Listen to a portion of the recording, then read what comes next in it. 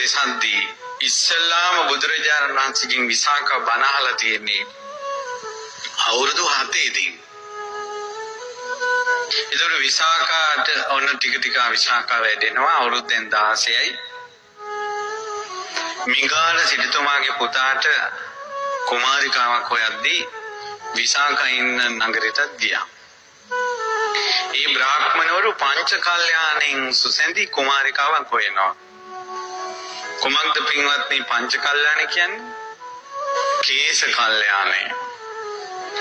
කේශ කල්යාණේ කොණ්ඩේ දිගට පහළට කඩාගෙන වැටිලා පොළොවේ ඉඳලා අඟල් 3-4කින් අර මෝදුර ඇල්ල වගේ අර කෙස් වල අග නැවෙනවා මෙහෙම.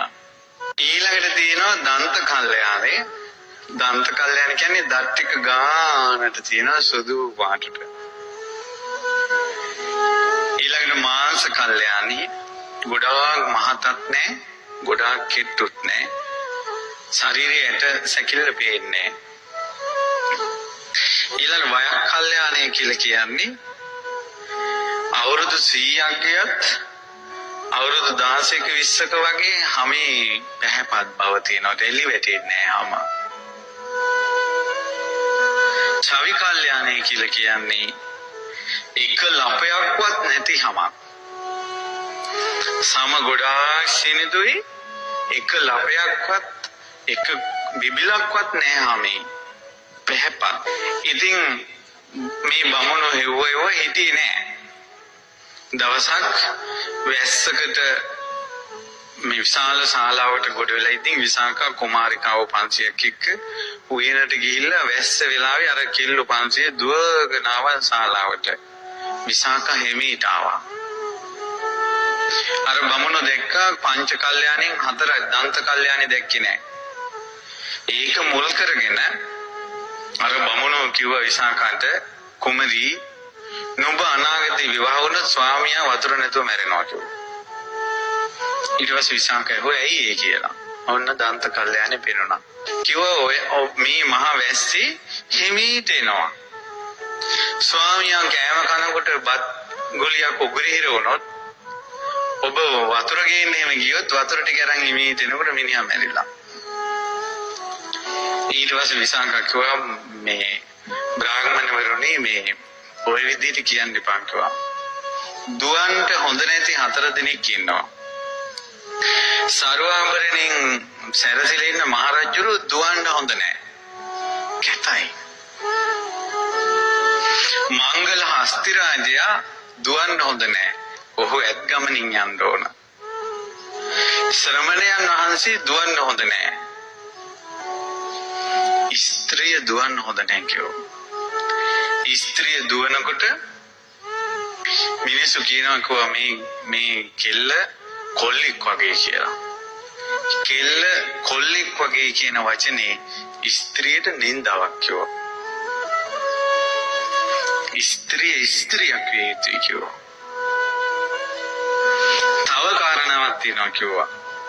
කෙල්ලෙක් දුවනකොට පය පැකිල්ල වැටුනොත් එහෙම අතපයක් ඇඹරුණොත් එහෙම කොර කෙල්ලෙක් අතපය කැඩිච්ච කෙල්ලෙක් කියන නින්දාව දෙමව්පියන්ට හොඳ නැහැ කිව්වා. අපි ගෙවල් වල ඉන්න කෙල්ලෝ කිව්වා සාමාන්‍යයෙන් කෙල්ලන්ට විකුණන්න තියෙන භාජනයක් කියන උපමාව හොඳයි කිව්වා. විකුණන්න තියෙන භාජනයක සීරීමක් හරි ඇති වුණොත් එහෙම ඒ භාජනේ වටිනාකම අඩු වෙනවා කිව්වා. ඒ නිසා විකුණන්න තියෙන භාජනේ පුංචි සීරීමක්වත් නැතුව හොඳටම තියාගන්නවා කිව්වා බෙලෙන්දා. අපේ අම්මලා පුංචි කාලේ ඉඳලා අපි මල් වගේ හදලා අපේ ඇඟේවත් සීරීමක් එනවට අපි කැමති නැහැ කිව්වා. කොහොමද විසාකා? ඉතින් ඔය අහලා බමුණෝ පුදුම විදිහට පැහැදීමටපත් වෙලා මිගාන සිටුතුමාගේ පුතාට විවාහ කළා දෙනවා. විසාකාගේ තාත්තා ධනංජය සිටුතුමා විසාකාට උපදෙස් 10ක් දෙනවා. යන දවසේ දෝනි ගියාට කමක් නැහැ. ගින්දර හිම පිටට දෙන්න එපා කිව්වා. දැන් එහා පැත්තේ ඉන්නවා මිගාන සිටුතුමා අට ඇහුණා ඒක. ඉතින් මිඟාර සිටුතුමා කල්පනා කරුවා මේ සිටුතුමා මහ කොණෙක් නේ කියලා. ඒක ගින්දර ඩිංගිත්තක්වත් දෙන්නේ නැත්තර. පොඩ්ඩක් අවසෙට් වුණා නමුත් මඟුල තීන්දුවයි. ඊට පස්සේ කෝ පිටින් ගින්දර ගන්න එපා. ඊට පස්සේ දෙන අයට දෙන්න කිව්වා. නොදෙන අයට දෙන්න එපා කිව්වා.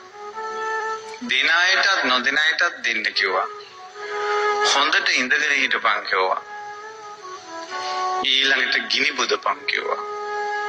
මේ විදිහේ උපදෙස් 10ක් දුන්නා. 10ක් දුන්නට පස්සේ දැන් ඔන්න විසාකාට ඒ වෙනකොට මේල පළඳනාවක්වත් හදලා තිබ්බනේ මඟුලට. ඒක රවුමට දෙන්නේ. දැන් අපි කියමු වටාපතක් වගේ ලස්සන රවුමට තියෙන චේන් එකක් වගේ තියෙන්නේ. ඒක හිස මුදුනට දම්ප ගමන් මෙහෙම පල්ලහැට වැක්කිරෙනවා. හරියටම මේ ගොප්පැටි දක්වාම ඒ රත්තරන් මාළේ වැක්කිරෙනවා. මේ හිස මුදුනේ මොනරෙක්ගේ හිසක් වගේ කොටසක් ඉතුරු වෙනවා. මේ තනින් වැක්කිරිච්ච රත්තරන් ආභරණේ මොනරගේ ෆිල් වගේ තියෙනවා. මේ මේල පළඳනාව විසාංගට ලැබිලා තියෙන්නේ සංසාරේ ශ්‍රමණයන් වහන්සේලාට හරි ආසාවෙන් අටපිරිකර පූජා කළා. ඊට පස්සේ විසාකට දෑවැද්දට දෙනවනේ. දෑවැද්දට දීලා රන් දැන් අපි කියමු රන් උරේකින් භාගයක් දෑවැද්දට දීලා මෙහිම පාත් කරනකොට උරේම වැටෙනවා ඒකට. ගවයෝ ලක්ෂයක් දෑවැද්දට දීලා ගවයෝ ලක්ෂයක් දෙනකොට තව ලක්ෂයක් ගාල් කඩාගෙන යනවා. ඒ සිරිතුමාට හිතන විදිහට දෙන්න බෑ ඊට වැඩිය වැටෙනවා ඒකට. ඒකට හේතුව තමයි විසාකා සසරේ දන් දෙද්දී ස්වාමීනි මේක රහයි ඇඟට ගොනයි කියලා තමන්ගේ කතාවෙන් ශ්‍රමණයන් වහන්සේලාට එක බත් ඇටයක් හරි වැඩිපුර වළඳවනවා. දන් දෙද්දී වැඩිපුර වැළඳෙව්වා කියලා යමක් ඇද්ද? ඇහැට ලැබෙද්දී හිතනවට වැඩිය ලැබෙනවා. ඊට පස්සේ ඈ දැන් ගියා. ගෘහයට ගියා.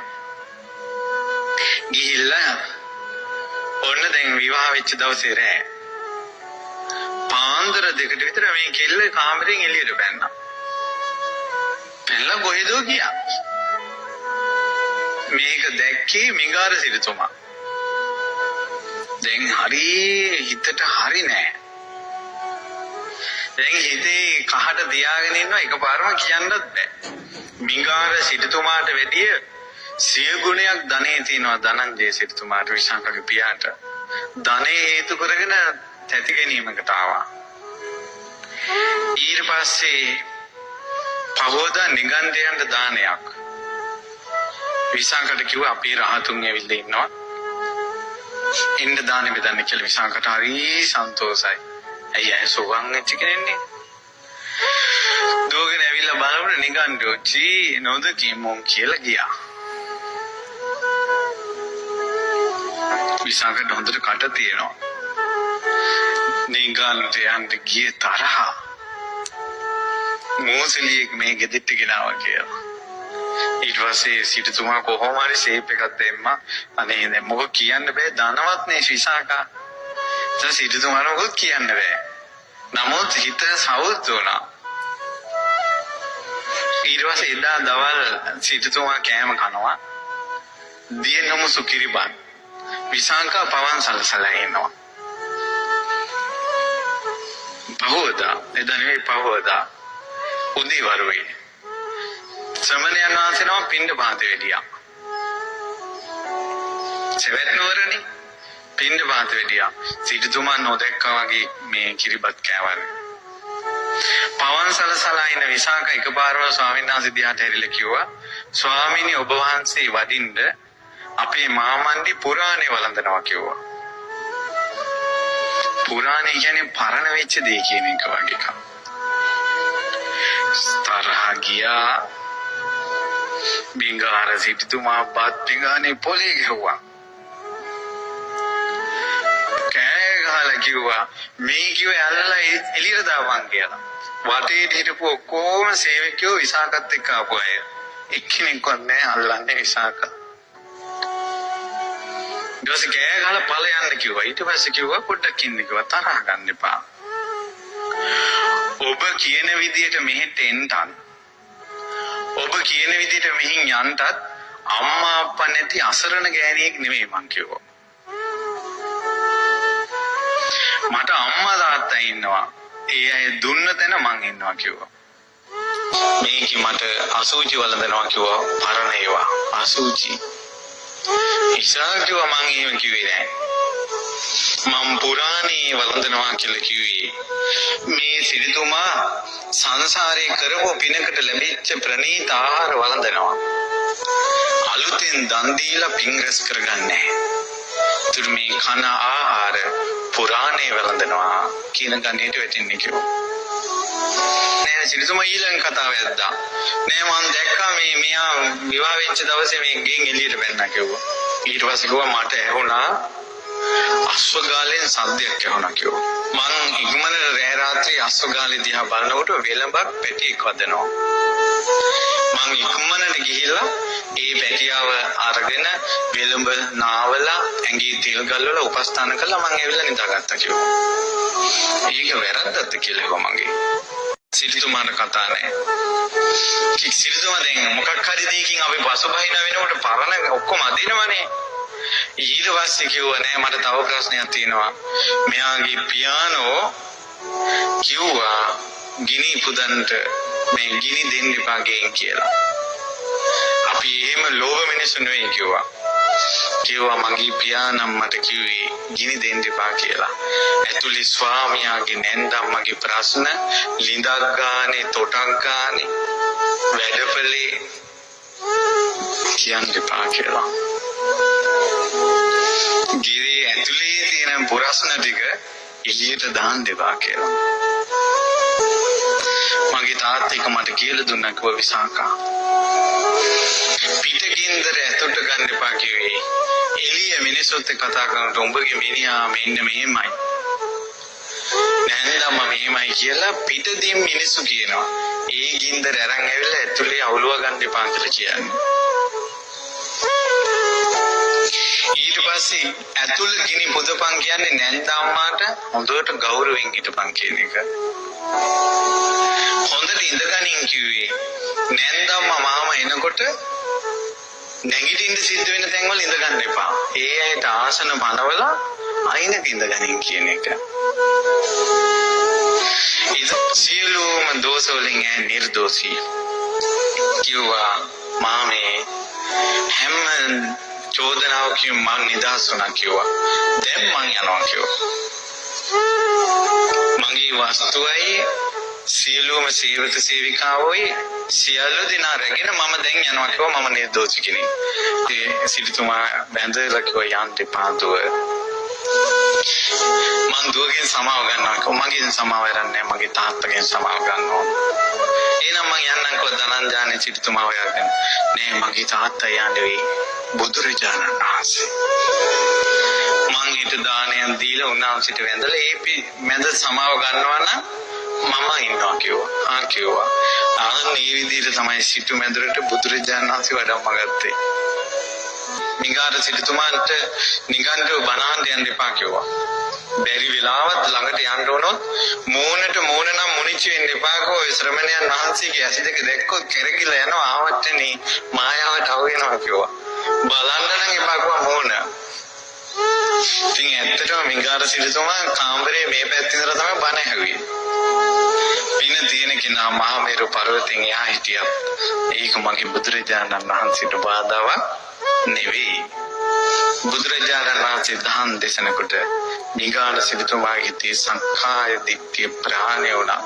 ඔව් බුදුරජාණන් වහන්සේ ළඟ සමාවගෙන විසාකාව මව් තනතුරේ තිබ්බා. මිගාර මාතු